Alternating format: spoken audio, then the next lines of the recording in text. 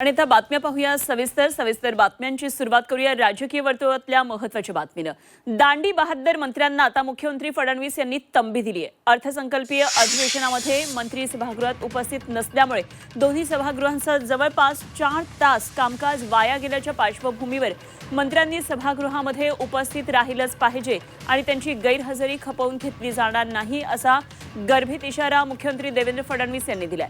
सर्व मंत्र्यांना त्यांनी हा इशारा दिला। संपूर्ण अधिवेशन काळामध्ये मंत्र्यांनी विधिमंडळामध्ये उपस्थित राहावं, सभागृहातल्या कामकाजामध्ये सहभाग घ्यावा। मंत्र्यांच्या अनुपस्थितीमुळे सभागृहाचं कामकाज तहकूब झाल्यास खपवून घेणार नाही। संबंधित मंत्र्यांना जाब विचारण्याबरोबर त्यांच्या गैरहजेरीचा तपशीलच सभागृहामध्ये मांडला जाईल असा इशारा फडणवीस यांनी आपल्या सहकाऱ्यांना दिलेला आहे।